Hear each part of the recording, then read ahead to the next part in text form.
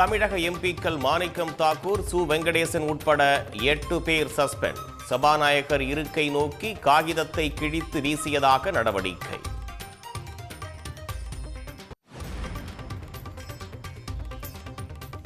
Suspend நடவடிக்கையை கண்டித்து ராகுல் காந்தி தலைமையில் இந்தியா கூட்டணி எம்பிக்கள் போராட்டம்.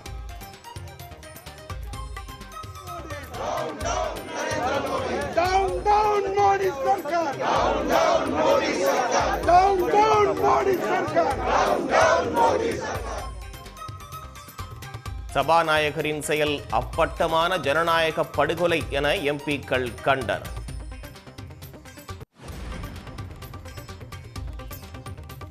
மக்களவையில் பேசவிடாமல் திட்டமிட்டு தடை விதிக்கப்படுவதாக ராகுல் காந்தி குற்றச்சாட்டு. ஜனநாயக உரிமை நிராகரிக்கப்படுவதாக சபாநாயகருக்கு கடிதம்.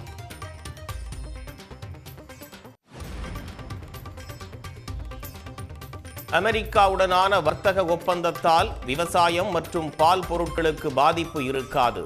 எதிர்க்கட்சியினர் திட்டமிட்டே அவதூறு பரப்புவதாக ஒன்றிய அமைச்சர் பியூஷ் கோயல் மறுப்பு.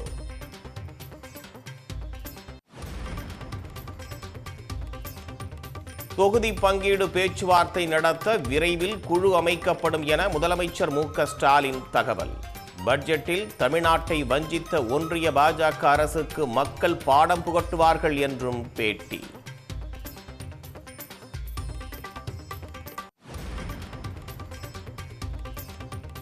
எடப்பாடி பழனிசாமி தலைமையில் அதிமுக மாவட்ட செயலாளர்கள் கூட்டம் இன்று கூடுகிறது. தொகுதி பங்கீடு, வேட்பாளர்கள் தேர்வு உள்ளிட்ட விவகாரங்கள் குறித்து ஆலோசிக்க வாய்ப்பு.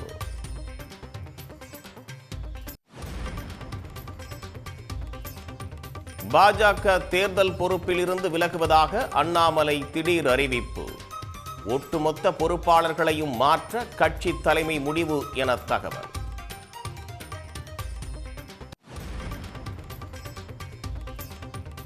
அண்ணாமலை விலகவில்லை, விலக்கப்பட்டிருப்பதாக நடிகர் எஸ்.வி. சேகர் விமர்சனம். கூடவே இருந்து குழி பறிப்பதில் அண்ணாமலை வல்லவர் என்றும் குற்றச்சாட்டு.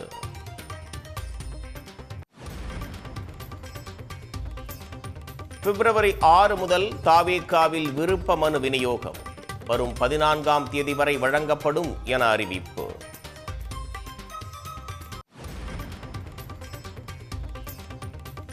மாநிலம் முழுவதும் தீவிரமடையும் திமுகவின் தமிழ்நாடு தலைகுனியாது பரப்புரை. ஒன்றிய பட்ஜெட்டில் தமிழ்நாடு வஞ்சிக்கப்பட்டதை சுட்டிக்காட்டி நூதன பிரச்சாரம்.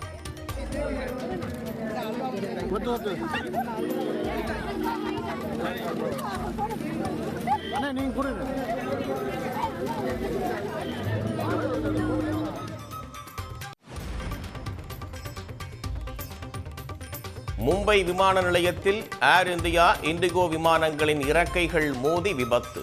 இறக்கைகள் சேதமடைந்த நிலையில் பயணிகள் நல்வாய்ப்பாக உயிர் தப்பினர்.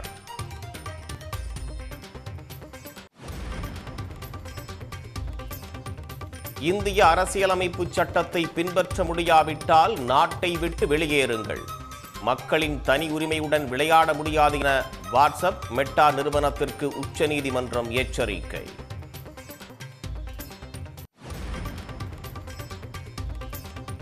எஸ்ஐஆருக்கு எதிரான வழக்கில் உச்சநீதிமன்றத்தில் இன்று ஆஜராகி வாதாடுகிறார் மம்தா பானர்ஜி. மாநிலத்தின் முதலமைச்சரே வழக்கறிஞராக ஆஜராக உள்ளதால் பெரும் எதிர்பார்ப்பு.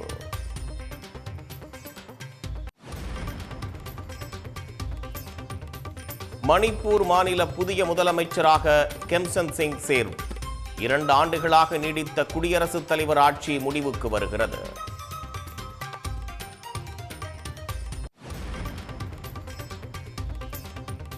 இனி வெளிநாடுகளில் இருந்து வரும் பெண்கள் 40 கிராம் அளவுக்கு தங்கம் கொண்டு வரலாம். சுங்க வரி விதிகளில் தளர்வு அளித்து ஒன்றிய அரசு நடவடிக்கை.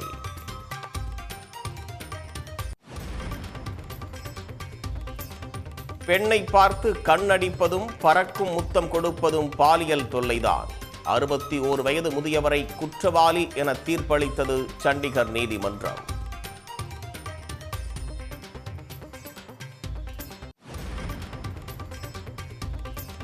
ராஜஸ்தான் மாநிலம் ஜோத்பூரில் நூதன முறையில் உயர் ரக போதைப் பொருள் கடத்தல்.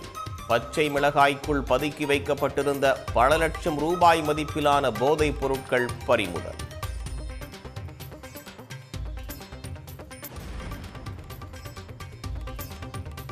இலங்கை கடற்படையால் கைது செய்யப்பட்ட தமிழ்நாடு மீனவர்கள் 9 பேர் விடுதலை.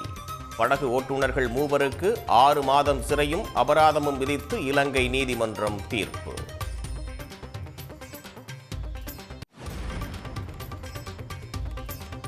துபாயிலிருந்து சென்னைக்கு கடத்தி வரப்பட்ட 940 கிராம் தங்க பசை பறிமுதல். 2,73 லட்சம் ரூபாய் மதிப்பிலான வெளிநாட்டு கரன்சிகளும் சிக்கியது.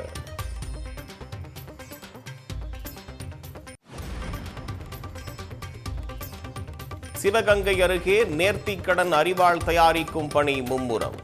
சிவராத்திரி திருவிழாவையொட்டி 2 அடி முதல் 25 அடி உயரம் வரை அரிவாள்கள் தயாரிப்பு.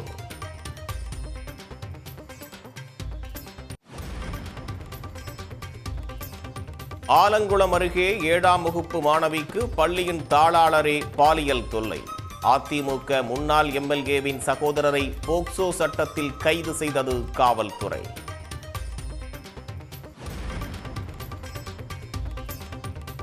குஜராத் அணிக்கு எதிரான WPL வெளியேற்றுதல் சுற்று போட்டியில் டெல்லி அணி அபார வெற்றி.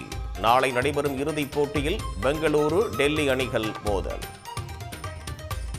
உடனுக்குடன் செய்திகளை தெரிந்து கொள்ள சன் நியூஸ் பெல் ஐகானை கிளிக் பண்ணுங்க.